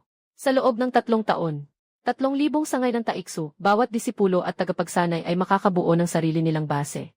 Kailan mo ginawa ang planong iyan? Noong unang araw ko sa Huangsu, 3 taon na ang nakalipas. Bago ako dumating, 3 buwan kong isinulat ang planong ito. Tapos naghintay pa ako ng 3 taon.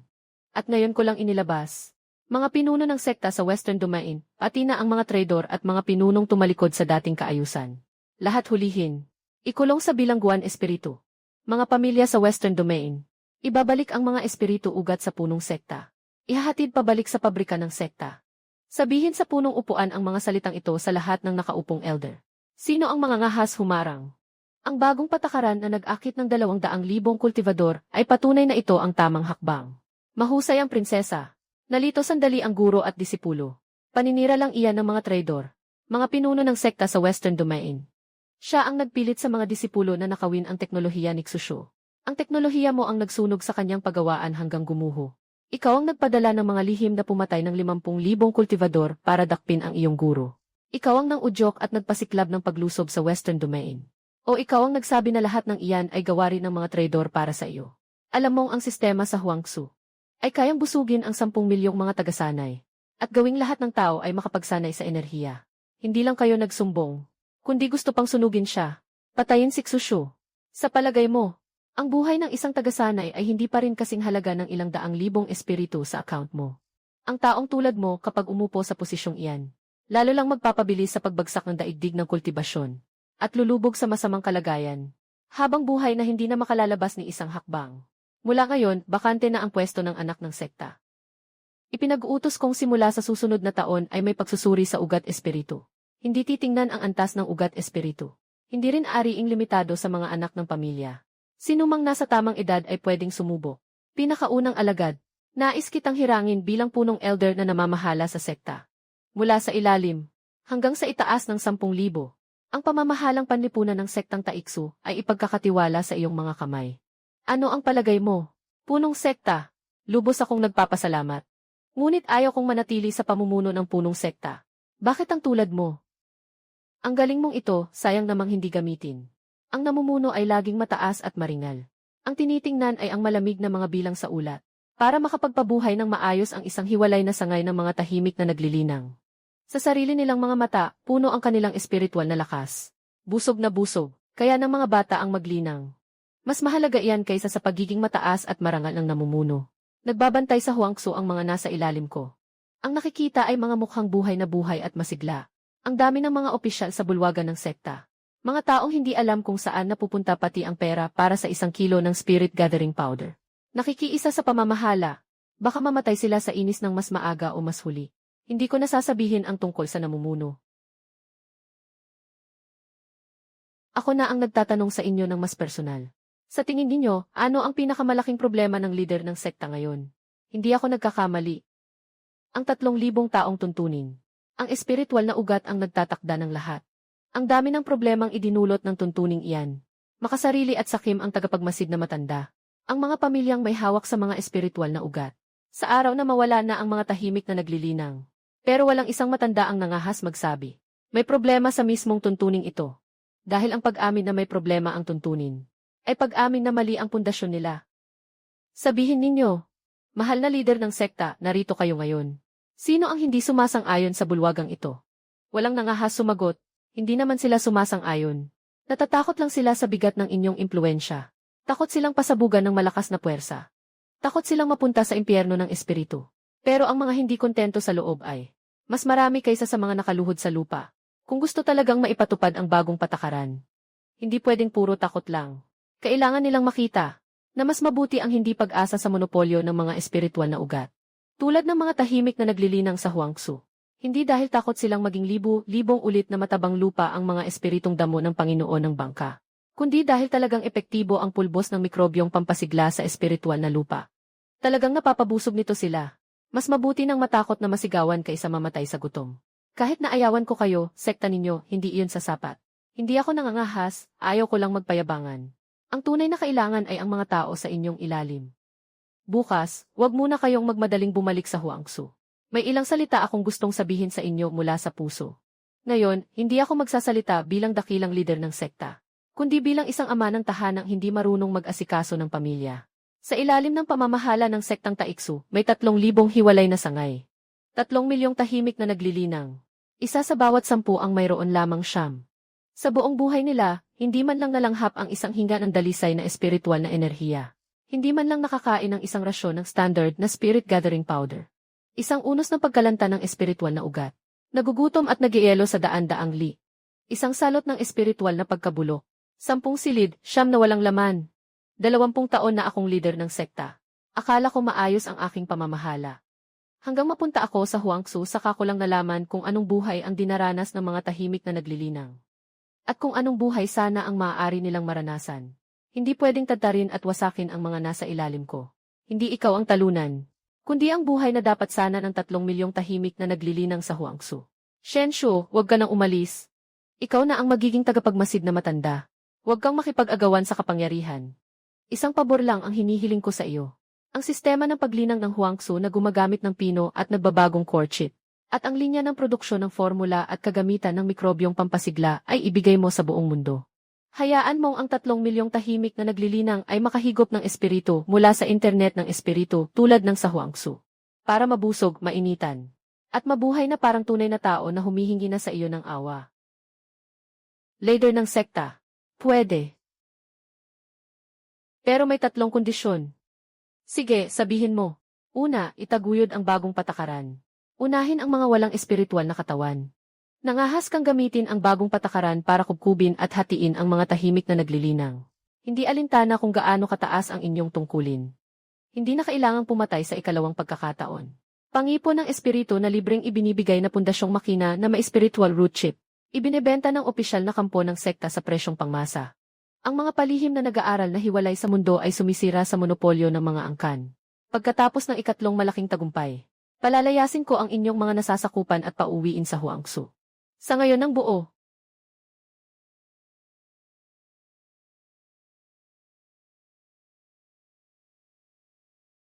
Sa proseso ng pagpapalaganap ng bagong patakaran ng sekta, may mga hindi sasangayon, may mga tutol, may mga mag-iisip na parang tindero ng tingi.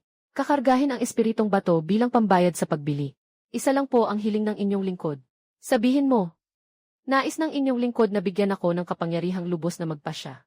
Kahit sino pa man. Ano man ang mangyari, pakiusap, tandaan mo ang naramdaman mo ngayong araw.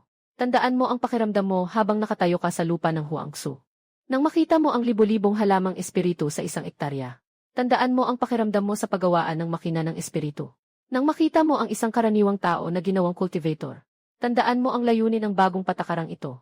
Ay para magkaroon ng maayos na buhay ang 3 milyong palihim na nag-aaral. Hindi para wasakin ang mga angkan. Hindi para singilin ang lumang utang. Kundi para mabigyan ng daan ang lahat. Magkakatulad ang halaga ng pangipon ng espiritu. 2 espiritong bato bawat isang jin.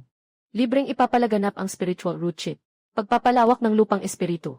Mahigit 1,000 ektarya ng produktong pangbiyolohikal. Puno ang bawat internet na himpilan. 3,000%. Talagang hindi pwede. Presyong itinakda ng opisyal na kampo. Putulin ang pinagkukunan ng yaman ng mga angkan sa buong mundo. Hindi pa nasusubukan ang mga produktong pangbiyolohikal. Kung nagkamali, sino ang mananagot sa lupang espiritu? Mapanlin lang na usap-usapan na nanloloko sa marami. Batas ng sinaunang lungsod ng sekta. Paano pwedeng magbago na lang kung kailan gusto? Kawawang pinuno ng isang sangay. Mangahas kayong manghimasok sa malaking patakaran ng sekta. Naiintindihan po ng inyong lingkod ang pagtutol ng bawat isa. Ang bagong patakaran ay para putulin ang pinagmumula ng yaman ng bawat isa. Para hindi na kumita ng malaki ang mga minahan ng espiritu ng opisyal na kampo. Para maging basura ang mga kristal na espiritu na inangkin ng mga angkan. Para hindi na makagalaw ang mga eliksir ng paggising na galing sa mga monopolyo dahil sa libreng chips. Kaya araw-araw ay niyayanig ninyo ang pundasyon ng sekta. Sa paningin ninyong lahat, ang pundasyon ay dangal at yaman. Ang buhay ng mga palihim na nag-aaral ay kailanman hindi kasama sa mga plano ninyo. Mga nakatatandang tagapayo. Pinuto ng bagong patakaran ang pinagkukunan ng yaman ng bawat isa. Naunawaan po ito ng inyong lingkod. Libu-libong taon ng angkan ay parang naglaho na lang. Sino man ang papalit, mahirap tanggapin. Pero may tanong po ang inyong lingkod sa inyo. Ginoong Zhang, 3 salinlahi na po sa inyong pamilya. Gaano kalaki ang kinita ninyo sa mga minahan ng espiritu? Kabuuan ay 40%. Kung hindi kayo sa ngayon, ako na ang sasagot para sa inyo. Sa loob ng 300 taon, ang angkan ng Zhang na may mga linyang espiritu. Nakapasok na kabuang 380 milyong espiritong bato. Sapat na iyon para bigyan ang bawat palihim na nag-aaral ng Taiksu sekta ng tig-isang spiritual root chip at magpatayo ng 20,000 himpilan ng espiritual na network.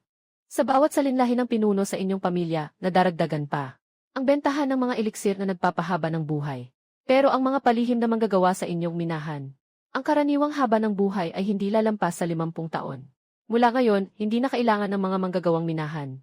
Pangunahing reaktor ng pagbabago. Hindi hukay ng mina, hindi kukuha ng tao. Hindi magtatapon ng basura. Ang isang pangunahing unit ay nagbibigay ng enerhiya na katumbas ng isang katamtamang minahan ng espiritu.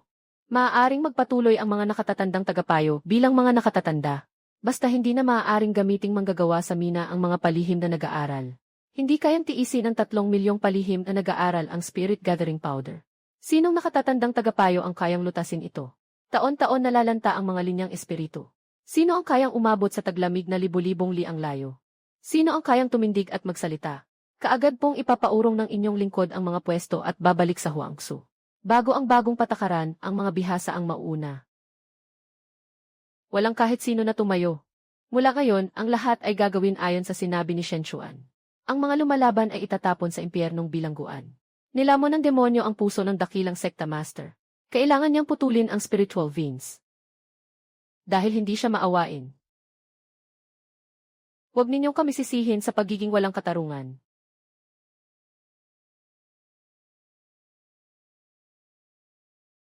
Naglabas ng utos ang sekta master na agad palawakin ang network. Ipahayag sa buong mundo. Sa loob lang ng ilang buwan, nyanig niya ang buong Taiksu sect. Bumagsak ang presyo ng espiritual na pulbos mula 50 bato hanggang 2 bato. Nabuksan ang timog na espiritual na bukal. Sa unang pagkakataon sa loob ng 1,000 taon, sa wakas may nakainom ng busog sa espiritual na likido ang tuyong lupa. Ang mga punla ng espiritual na damo sa ilalim ng paglalagay ng mga pabango ay lumobo ng lampas sa isang ulo. Wala nang hindi makakuha ng espiritual na enerhiya at mamamatay. Pumunta sa apoy at maging demonyo. Nabuksan na ang unang network base station sa Hilagang Hangganan. Ang mga nagsasanay na nag-iisa sa gitna ng niebe. Sa unang pagkakataon sa sarili niyang lungga, nakasipsip siya ng purong espiritual na enerhiya. Talagang kaya ng makinang ito na kusang maglagay ng mga anting-anting at hibla. Ikaw na ang pumindot sa berdeng buton at subukan.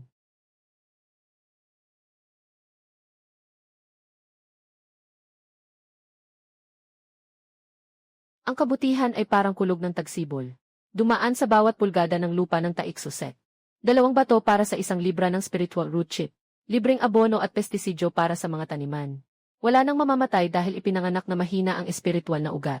Itatakda na nilang maging ordinaryong tao habang buhay. Wala nang luluhod pa sa harap ng mga pinto ng mga pamilyang kumokontrol sa spiritual veins. Humingi lang ng 1 pirasong espiritual na bagay. Sekta Master, hindi ka dapat masyadong madaldal sa bagong patakaran. Pero 2 bato lang ang spirit gathering powder, sobrang baba na talaga. Ang mga angka namin sa mga spiritual veins ay kumikita sa pagmimina, pagbenta, at pagpapadalisay ng karbon. Alin ang hindi nangangailangan ng espiritual na bato? 2 espiritual na bato bawat 1 libra. Uminom ka ng timog hilagang malamig na hangin. Dagdagan ng 20 espiritual na bato. Lubos na iginagalang po kayo ng mga ito. Nagkakahalaga ng 20 espiritual na bato bawat 1 libra ng spirit gathering powder.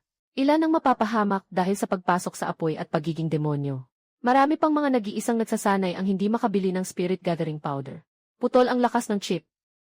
Habang buhay na naghihingalo ang mga spiritual veins. Iyon ang kanilang kapalarang magdusa. Mga taong gumagawa ng malalaking bagay si Shenchuan. Kapag malinis ang tubig, walang isdang mananatili. Mag-iwan ka man lang ng kanin para makakain. Maging mahinahon at lalago ang yaman. Paanong hindi ka magiging mapang-uyam? Ilang taon na ang mga spiritual veins. Ang spirit gathering powder ay purong produkto para sa mga disipulong may espiritual na enerhiya. Ang gastos ay kalahating espiritual na bato bawat libra. Ibenta ninyong 49 at kalahating espiritual na bato. Mula sa dami ng chips ng mga naglalakbay na solo cultivator na lumabas sa sangguniang barko. Ikaw, huwag kang mamihasa sa pagsasalita ng walang laman. Pera iyan na kita ng buhay. Sa bawat itim na espiritual na bato. Lahat ay may bahid ng pagpasok sa apoy at pagiging demonyo. Dugo ng mga solo cultivator na hindi makabili ng spirit gathering powder. Nagsasalita ka ng walang laman. Mula ngayon, itinakda ng opisyal na kampo ng spirit gathering powder ang iisang presyo. 2 espiritual na bato. Bawal ang kahit isang piraso na magtaas ng presyo at isingit sa opisyal na kampo sa mismong araw. Bumili at magbenta ng palihim. Bibigyan ka ng buong lunti ang kulungan ng impyerno. Mula sa 9 na angkan. 1,000 taong pamana. Ang 1,000 taong pamana ay mawawasak sa isang iglap. Lahat ay sa buhay na nawala ng hininga ang matandang ninuno noong nagmina. Mga ugat ng espiritual na veins na isa-isang hinukay. Ang matandang ninuno ninyo ay nagmina gamit ang buhay. Ang hinukay ay ang mga ilalim na spiritual veins. Ang spirit gathering powder ay purified product ng spiritual energy extract. Mula sa araw. Mula sa ubod ng lupa. Mula sa pagtitipon at pagbabago. Hindi mula sa mga minahan ng spiritual veins na ninuno ninyo. Ito na ang huling beses. 2 espiritual na bato bawat 1 libra ng spirit gathering powder. Iisang presyo sa buong mundo. Sekta Master, hindi pwedeng putulin ang ganito ang buhay ng mga tao. Pinapatay ninyo ang daan ng aming kabuhayan. Pinutol ninyong mga oportunista ang daan ng libo-libong taon ng mga malayang naglilinis ng buhay sa ilalim ng langit. Ngayon, kulang pa ang kinikita ninyo sa itim na batong espiritu, tapos maarte pa kayo. Hindi bale sa akin kung ang bayaran ng daang ito ay ang 5 taon na buwis sa lihim na bentahan ng mga espiritong ugat. Hukayin ninyo ang lumang tala ng sekta at ilabas ang lahat. Kahit ang buhay, hindi ko na kailangan.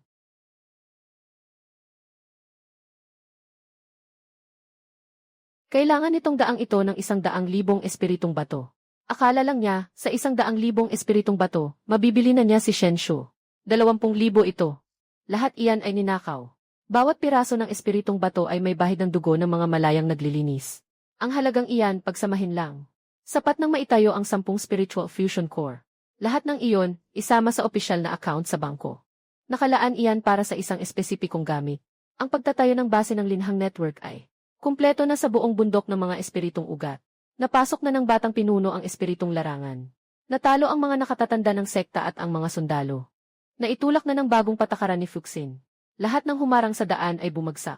Malapit na rin silang dumating. Sa panig ng muyuan, siguro ay natanggap na.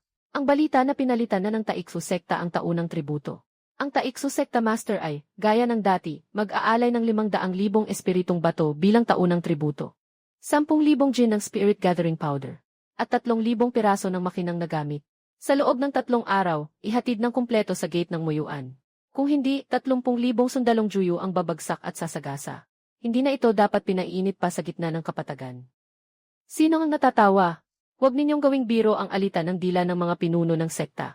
Mas mabuti pang ipakita mismo ng sugo kaysa mag-aksaya ng espiritu sa salita. Ang bagong lakas ng Taiksu sekta. Mas malinaw makita ng mga mata kaysa mapagdebatehan lang sa bibig. Sa tuwing sinasabi ng taong ito na pabantayin inyong personal, ang ibig lang sabihin ay mailuluhod na. Hayaan ang alagad na samahan ang sugo sa arena ng pakikidigma. Mula roon, kita ang malayong bundok ng basalt. At ano naman kung makita? Bitawan.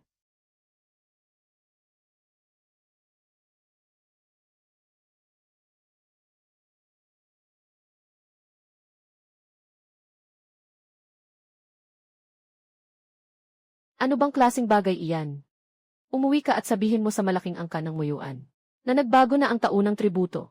Kung may lakas silang sumugod na parang bomba at kumalban sa mismong loob ng muyuan. Ang napakalaking Dark Energy Tower Array. Ang 3,000 daanan ng Juyu. Lahat iyan ay maupos sa bugso ng enerhiya ng espiritong ugat. Kahit ang mga sundalong Juyu ay hindi na makatatayo ng matibay. 5 li sa unahan, ang bundok ng basalt. Ay eksaktong anyo ng muyuan bukas. Nakikiusap ako, patawarin mo ang buhay ng iyong nasasakupan. Taon-taon, ang muyuan ay nagbibigay ng tributo. At habang buhay kaming naglilingkod bilang mga sakop, hindi kami mangangahas na magtago ng ikalawang isip. At maaari po bang magtanong? Maaari bang magtanong ang inyong kamahalan? Ilang gate mayroon ang kanyo na ito? 3,000 ang nakakalat sa bawat node ng espiritong network ng mga hatiang daan. Bawat gate ay sumasaklaw ng 50 li. Umalis kayo at sabihin ninyo sa dakilang Panginoon na ilipat ang border ng 300 li paatras. Kung hindi, 500 li, at dagdagan pa ng doble ang tributo ngayong taon. Dapat kusang ipadala rito. Ang sugo ay masyadong magalang na.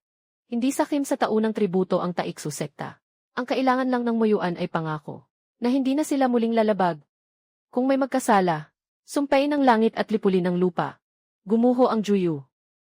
Sa loob ng 20 taon, ang dakilang Panginoon ay nakatindig sa batas ng Ancestral City. Habang tumatagal, lalo lang itong naghihirap at humihina. Hindi pa aabot ng 3 taon. Ang buong mundo ng paglilinang ay magiging ganito ang anyo. Hindi ko alam kung paano magpasalamat. Hindi na kailangang magpasalamat. Ang masaganang panahon ay hindi gawa ng isang tao lang. 3 milyong malayang naglilinis ay sapat na maipantapat. Ito na lang ang ibibigay ko sa kanila.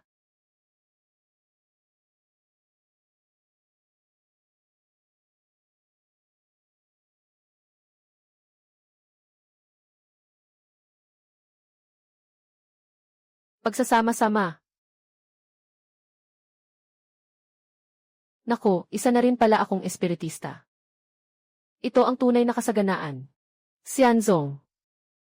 Hindi ito binuo sa labas. Binuo ito. Ibabalik din ito. Dapat nang bumalik ang mga nasasakupan ng sekta master sa Huangsu. Huangsu. Ibibigay ang lahat ng kailangan. Ang mataas na antas na Yungib Mansion ang siyang mamamahala. Kahit ang dakilang sekta master, handa nang ipagpalit ang buong rehiyon. Huwag. Magkatabi itong nakatayo sa dakilang sekta master at sa dakilang sekta master. Wala pang nagkaroon ng ganitong karangalan kailanman. Kung alam mo na pala, bakit hindi pa rin ayaw mo? Gusto ko lang maging isang tao na makakapabusog sa mga malayang naglilibot na cultivator. Pinuno ng espiritual na dibisyon. Dapat nang itanim ang mga espiritual na damo sa Huangsu. Pagpapaalam. Noong 3 taon na ang nakalipas, sa unang beses niyang pumasok doon. Pinagbantaan siya ng nakababatang sekta master. Sabi niya, kung lalabas siya ngayon, may dala siyang 300,000.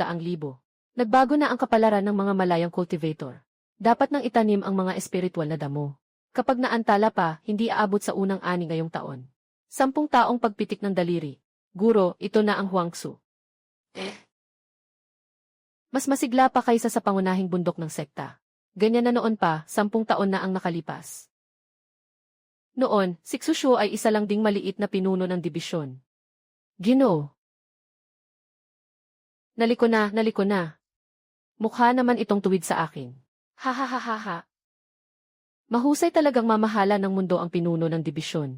Mas mabuti pang magtanim tayo kaysa tumawa ng tumawa. Mag-aral ng mabuti ngayon. Bukas, mas tuwid pa ang itatanim ko kaysa sa inyo. Talagang bihasa siguro Shenshu. Iyong nasa pabalat ng materyales sa pagtuturo ng spiritual web. Nakasulat din ba roon ang bahaging iyan? Nagtanim siya sa bukid at naliko na.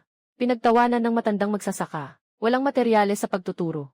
Ang nakasulat lang ay si Ginoong Shenshu na lumikha ng higanteng pagbabago ng pangunahing core at ang pagpapalakas ng spiritual root chip. Pagpapalit ng espiritual na ugat na chip. Tagapaghatid ng demonyong libis. Walang nakasulat tungkol sa pagtatanim. Kaya hindi maganda ang pagkakasulat ng materyales. Ang tao ay dapat na maalala. Hindi lang kapag siya ang pinakamatindi. Dapat ding may oras na siya ang pinakatotoo. Siya ang nagpaluhod at nagmakaawa sa muyuan. Si Ginoong Shenshu ng pagdalaw ng lahat ng sekta. Siya ang alagad ng aking guro at ninuno. Hindi ko maintindihan. Lumitaw sa magulong panahon si Ginoong Shenshu. At siya ring nagkandado sa muyuan at sabay nagpakita ng tapang. Ni ang sekta master ay hindi niya ginawa. Bakit kusang loob pa niyang piniling maging isang simpleng tao sa mababang lugar? Nakadikit pa sa putik. Sa puso, dala niya ang buong sekta ng mga malayang cultivator. Hindi para sa katanyagan at pakinabang.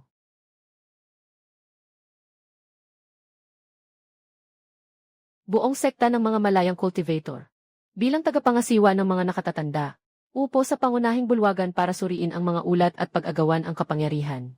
Maliwanag na makikita ni Tian King ang bawat hibla ng espiritual na damo. Bawat ngiting mukha. Kung gusto mong maging tagapangasiwa ng mga nakatatanda, kahit 1,000,000, handa akong yumuko at maging isang malayang cultivator. Itanim ang mga hibla ng espiritual na damo. Isang tao lang ang nakita ko. Nangyari na naman, sundin mo ang itinuturo ng guro. Sa buhay na ito, kailangan ng espiritual na jade. Kailangang makamit mo ang namumukod tanging pamana ng lahat ng sekta. Sabi ng nakatatandang nasa labas. Ako raw ang pinakadakilang sekta master ng Taixuzong sa loob ng 3,000 taon. Pero alam ko sa sarili ko, ang pinakamalaking biyaya sa buhay na ito ay hindi ang mga iyon, kundi ang makilala si Xushu. Gusto rin ng alagad ng guro at ninuno na maging tulad ng Ginoo sa hinaharap. Hindi para sa katanyagan at pakinabang, kundi para sa mga taong darating. Kapag binuklat mo ang materyales sa pagtuturo ng spiritual web, makikita mong hindi lang ako ang may kakayahan, kundi kung ilang tao na ang natulungan kong mas gumaan ang buhay.